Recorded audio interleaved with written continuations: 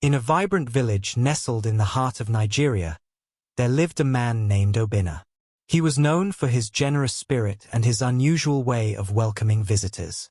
In this village, hospitality was an art, and Obinna had elevated it to a new level. Obinna had 2 wives, Ada and Shampepe. Each of them possessed unique qualities that complemented Obinna's life. Ada was a master cook, and Shampepe had a knack for storytelling. One day, a traveler named Doshima arrived in the village. Tired from his journey and drawn in by the sweet aroma of spices wafting through the air, he stumbled upon Obinna's home. With a warm smile, Obinna welcomed him in, treating him to a feast that would leave anyone breathless. As they sat down to eat, Doshima marveled at the spread before him. Dishes of fragrant rice and some local dishes filled the table. But as he savored each bite, he couldn't help but notice how attentive Obinna's wives were. They moved gracefully, their laughter and banter adding to the festive atmosphere. Feeling the warmth of hospitality, Doshima expressed his gratitude. "You have a beautiful home, and your wives are incredible," he said, genuinely impressed. Obinna, taking Doshima's words to heart, smiled broadly. "In our culture, we believe that true hospitality means sharing everything we have, including our loved ones." Vikram raised an eyebrow, a mix of confusion and intrigue on his face. "What do you mean?" Obinna leaned in closer, his voice dropping to a conspiratorial whisper. "In my village, when we have a guest of honor, it is customary to offer one's wife as a gesture of friendship. It shows trust and a bond between families." Doshima blinked in disbelief. "You're saying, you would give one of your wives to me?"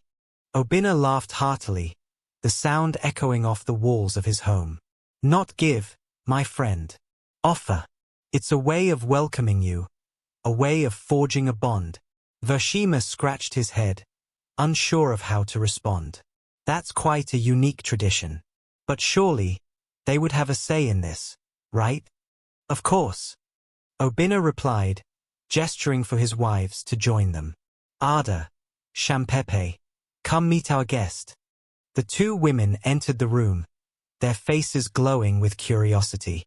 Arjun introduced Doshima and explained the tradition of hospitality in their culture. Ada, with a twinkle in her eye, spoke first.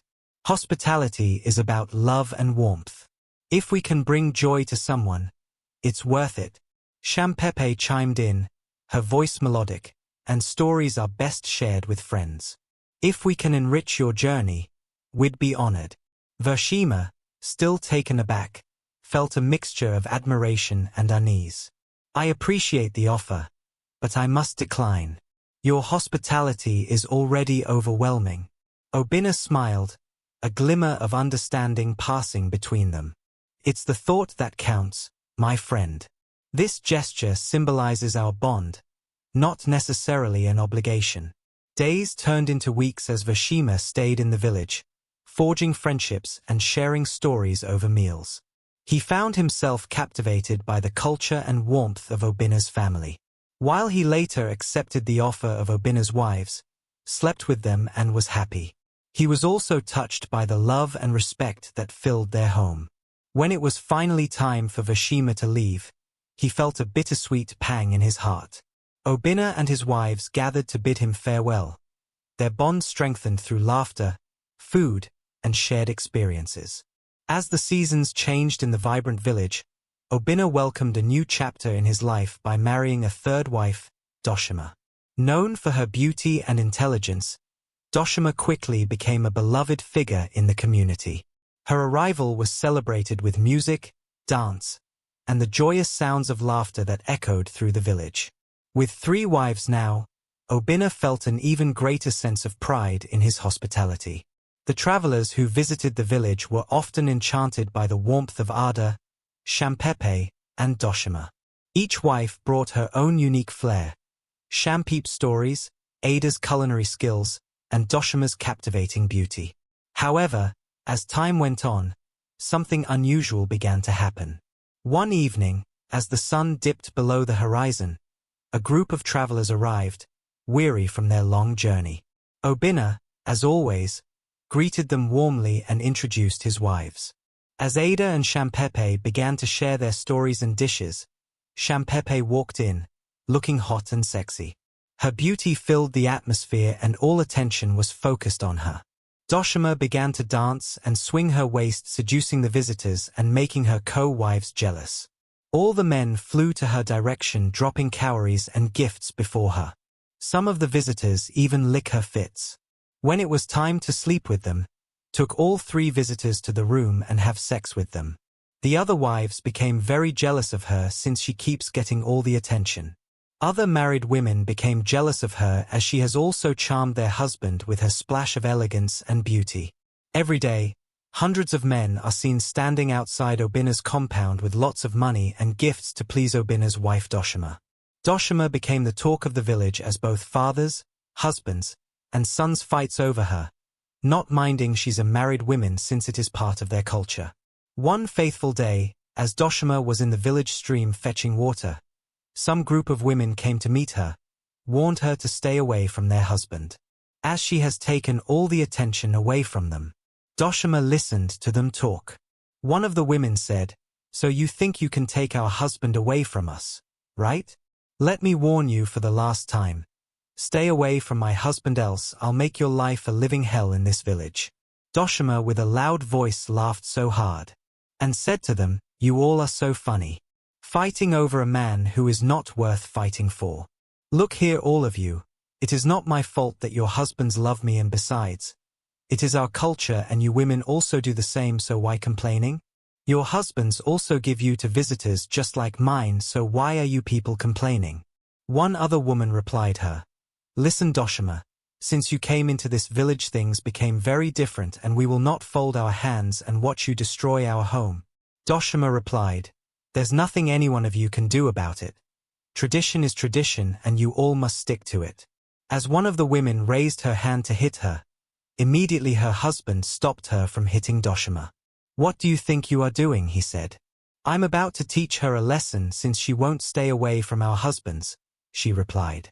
All the men started arguing with their wives, as Doshima walked past them.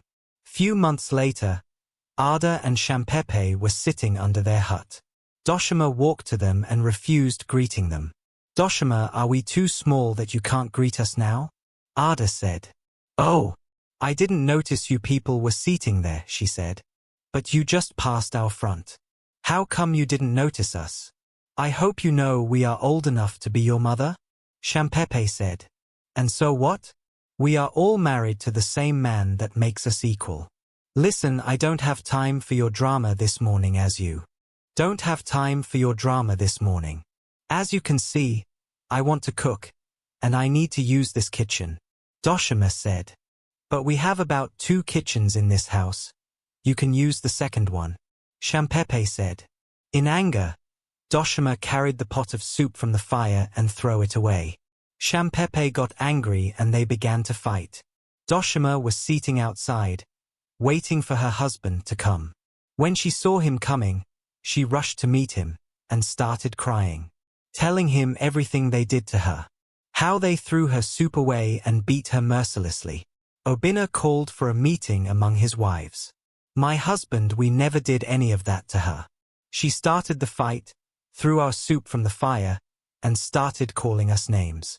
I couldn't hold my anger, so I started fighting her," Ada said, covering up for Shampepe. Shampepe was shocked because she was the one that fought Doshima, not Ada. Obinna became very angry and started calling her names. "You dirty fat thing. How many times have I warned you never to touch my beautiful Doshima, no matter what she does to you? Don't you know she has been giving me good luck since I married her? Listen, pack all your things and get out of my house now. Please, my husband. Don't send me away, please. I will never touch her again." Ada begged and cried, but Obinna refused to listen to her. He packed her things and threw them out of the house in the middle of the night. Doshima smiled with mischief. As time passed, Doshima has gained more power, and the women are still looking for a way to bring her down. So, they planned with some village thugs to rape Doshima. When a woman is raped, No man will ever come near her again according to their tradition. One evening, as Doshima was on her way to the stream, some village thugs approached her. They dragged her to the push, and as they were about to rape her, a traveler who was passing by the village saw what was happening and rushed to her. He chased the thugs away and took her to her house. When Obinna heard all what had happened, he decided to offer his 2 wives to the man as a way of saying thank you for saving my wife. Tega the traveler was shocked on hearing that. No, I can't do that. They are your wives. It is our culture and tradition to show our hospitality by giving our wives to visitors. So please enjoy them tonight. They are all yours. Tega refused the offer. But Doshima stated to dance, swinging her waist before Tega, and that was how Tega fell for her charm. The next morning Tega took his bag and left. When they woke up, they were shocked as Tega the visitor left without saying a word. Villagers keeps coming to visit Obinna, and as usual he gives his wives to them. As time goes on in the village, something unexpected began to happen. The men started falling sick. Some women also fall sick. It became very serious as some of the men began to die. Some of the women decided to travel far to see the native doctor. I think the gods are angry at us, and they have decided to punish us. Or is it that Doshima who has brought this upon us? One of the women said. The other replied. But Doshima doesn't look sick, neither does her husband. Only Shampepe who was sick and has died a few days ago. That means the gods must be angry at us. As they discussed within themselves. One fateful day, some foreigners came into the village and saw what was happening to the people. Some of them already looking shapeless on the bed, and some already died and buried. One of the foreigners, who was a doctor, decided to run a test on one of the patients. After the test was done, they discovered that the villagers have been affected by a deadly incurable sexually transmitted disease. The villagers were ignorant because none of them knew what that means. But the foreigner was able to explain to them. On hearing this, some of the villagers decided that a test should be run on all the villagers to know who brought this deadly disease upon them. Since the doctor assured them, they can be able to detect how long the disease has been in the body. So, they villagers gathered and a test was carried on each of them. Few weeks later, the results were out, and the person who brought the disease upon them was Doshima.